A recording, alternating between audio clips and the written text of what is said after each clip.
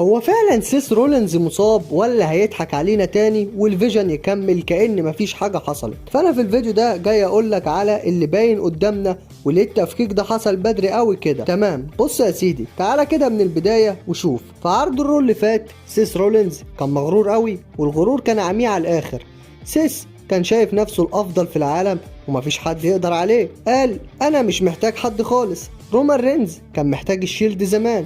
رومان رينز كان محتاج البلاد لاين عشان يسيطر على الشركة. كودي رودز كان محتاجني عشان يفوز على رومان وينهي قصته. اما انا بقى ما كنتش محتاج لحد خالص عشان اكون سيس فريكن رولينز. انا هزمت سي ام بانك ورومان رينز في الحدث الرئيسي الراسل مانيا. انا فزت على كودي رودز في كراون جول من غير مساعدات، فزت بمجهودي. بالنسبه للفيجن هم اللي كانوا محتاجيني مش انا. بول هيمان انت كنت مجرد اداه بيضحك عليها في ايد سي ام بانك صديق عمرك وزعيم قبيلتك رومان رينز. اما انت يا برونس ريد انت كنت عراف ومحدش شايفك، وانت يا بريكر ما كنتش هتكون مستقبل الشركه غير بفضل رؤيتي. شايفين كلام سيس ده؟ شايفين كلام سيس كله كان عامل ازاي؟ كان كله غرور، كلام كله غرور وتكبر. مين بقى اللي غدر بسيس في اخر العرض؟ ايوه، برون بريكر. برون هو اللي بدأ، وبول هيمان وبرونسون ريد اتفاجئوا زينا بالظبط. لكن هل معنى الكلام ده انهم كانوا زعلانين وكده يعني؟ لا لا لا لا خالص. كل واحد هيدور على مصلحته. كده كده كانوا يغدروا بسيس سواء دلوقتي او بعدين، ولكن هم اتفاجئوا انها حصلت دلوقتي مش اكتر. برونسون ريد هيعمل ايه بسيس؟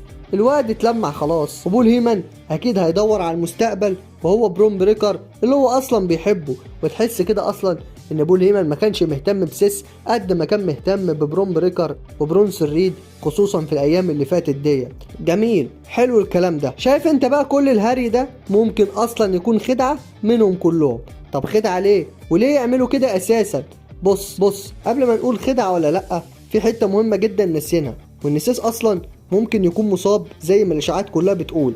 اصابة كبيرة هتبعده جامد عن المشاركة، فعشان كده قالوا نفكك الفريق وبالمرة نلاقي حجة نبعد بيها سيس عن العروض. بس بقولك ايه، الكلام ده كله مش واكل معايا خالص ومش داخل دماغي. هقولك ليه. ولو فعلا مصاب زي ما انت بتقول كده، طب ليه اصلا عملت مباراة منافس اول على اللقب في عرض ساتردي نايت مين ايفنت؟ ليه ما كان برون بريكر دمره وسيس يسيب اللقب واللي ياخده بقى برون بريكر او يتعمل عليه تصفيات واي حد يفوز بيه؟ ليه بقى اللفة دي كلها؟ ليه؟ فعشان كده انا همشي ورا السيناريو التاني واللي بنسبة كبيرة ممكن سيس يغفلنا بيه، هو ان سيس هيكون عامل خطة عشان يفاجئ بيها سي ام بانك. سي ام بانك هو اللي فاز، وكده هو اللي هيقابل سيس رولينز في عرض ساتردي نايت مين ايفنت. وكده كده اصلا سيس بيعمل اي حاجه يجنن بيها بانك زي ما عمل معاه كده في سمر سلام. الخطه بتقول ان الفيجن تتفكك، وكده بانك هيدخل ساتردي نايت مين ايفنت وهو مش شايل هم الفيجن لان سيس هيكون لوحده. وبعدين بانك هيبقى واخد راحته على الاخر وخلاص هيبقى قريب من الفوز. فجاه هنلاقي واحد متلسم بيطلع من تحت الحلبه وبيساعد سيس رولينز انه يفوز ويكمل باللقب. والشخص الملثم ده هيكون العضو الجديد في الفيجن، ايوه اوستن سيري. وهيتضح في الاخر ان ديت اصلا خطه من سيس رولينز عشان يكمل على سي ام بانك اللي حصل له في سمر سلام. وهينتهي العرض على الفيجن وهو متجمع كله على الحلبه وبيحتفلوا سيس رولينز، برونسون ريد، برون بريكر، اوستن سيري، والداهيه بول هيمان. وبصراحه هيكون سيناريو رخيص قوي عشان سيس عمله مره قبل كده، فهتكون مش مفاجأة خالص يعني. طب دلوقتي هتسألني سؤال وهتقولي طب هي اصلا لو خدع منهم كلهم، طب ليه سيس هيرضى ان هو يتاكل سبير وتسونامي زي ما حصل له في عرض الرول الاخير؟ هقول لك ان سيس مش هتفرق معاه اي حاجه خالص ان شاء الله. بص لو جسمه هيتدغدغ، هو قايل لك قبل كده انا هعمل اي حاجه ان شاء الله اعتزل، المهم ان سي ام بانك ما يفوزش بلقب العالم. هيعمل اي حاجه في سبيل المكان ده، لانه وعد سي ام بانك انه مش هياخد لقب العالم طول ما هو في نفس داخل الشركه. فدي برضو ممكن تكون خدعه عشان يوقع بيها سي ام بانك، عشان في ناس اصلا شايفه ان الحوار ده مش مستاهل لانهم اصلا 3-1 وممكن يكونوا 4-1. فليه اللفه دي كلها؟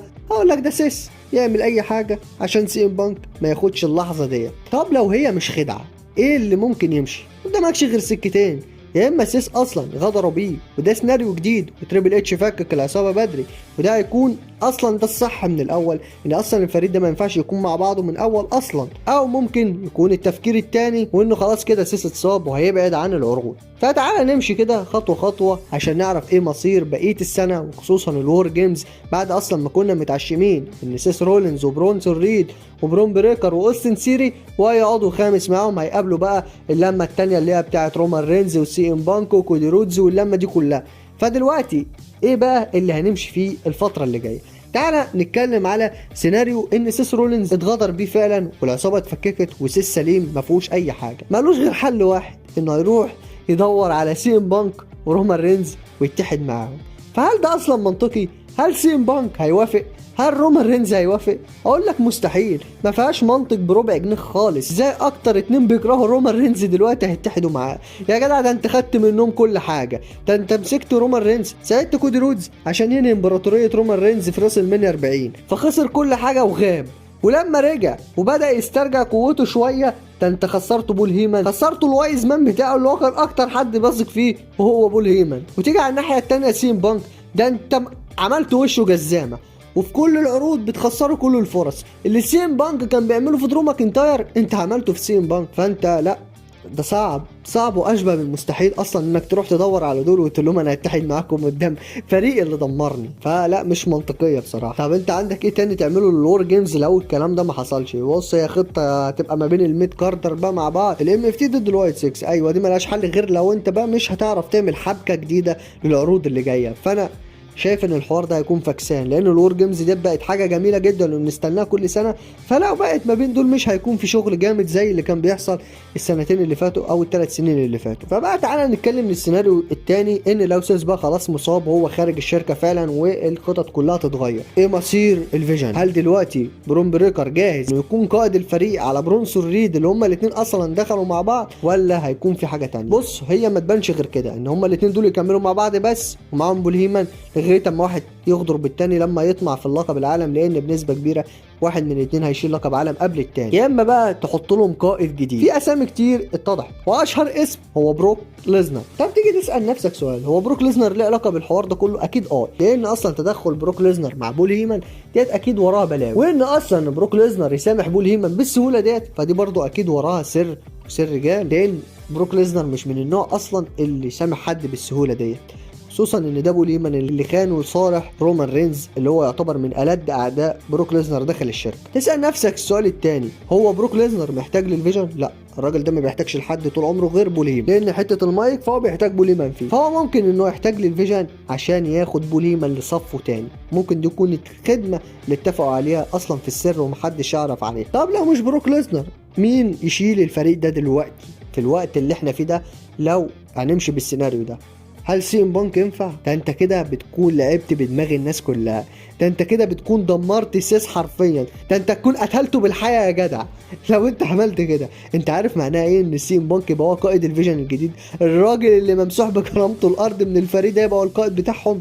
سيس يكون عمل كل حاجه، زرعه وما حصلش، اللي زرعه جه خده سي ام بانك على الجهاز. فده برضه سيناريو مجنون لو تريبل اتش عمله، هيبقى بص عدى مراحل العظمه بجد. ما اقولكش تخيل فريق فيه سي ام بانك وبول هيمن وتحتهم برونسون ريد وبرون بريكر، تخيل الفريق ده هيكون عامل ازاي. فده برضه هيكون سيناريو مجنون وهيشعل الدنيا داخل الدبليو دبليو اي لو حصل، وده برضه انا ما اتوقعش انه هيحصل بنسبه كبيره. فدلوقتي انت شايف ان الور جيمز هيكون اقرب ايه؟ هل سيس هيرجع ويكمل بالفيجن ويكون هم الاربعه مع اوستن سيري ويبقى معاهم عضو خامس ولو يكن بروك ليزنر بيقابلوا الناحيه الثانيه رومان رينز وسي ام بانك وكودي رودز ويل نايت وجي اوسو، ولا هيحصل العكس ان بروك ليزنر يكون قائد الفيجن وياخد معاه برضه اوستن سيري برونسون ريد وبرون بريكر ومثلا درو ماكنتاير، والناحيه الثانيه يكون فيها هم الخماسي برضو اللي قلنا عليه. توقعوا لي بقى في الكومنتات ايه اللي هيحصل الفتره اللي جايه. اول سؤال اساله لكم، هل سيس رولينز دي خدعه منه ولا هو اتصاب بجد ولا هم اصلا طردوه بره الفريق وضحوا بيه؟ وتاني سؤال، ايه مصير الوور جيمز بالنسبه لك؟ هل فريق بروك ليزنر ضد فريق سي ام بانك ورومان رينز والناس ديت،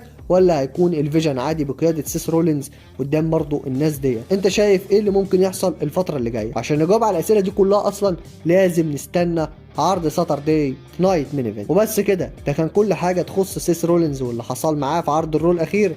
لو وصلت لحد هنا بقى ما تنساش انك تعمل لايك للفيديو وتشترك في القناه لو انت لسه ما اشتركتش، وفعل زر الجرس على اول كل عشان يوصل لك كل جديد.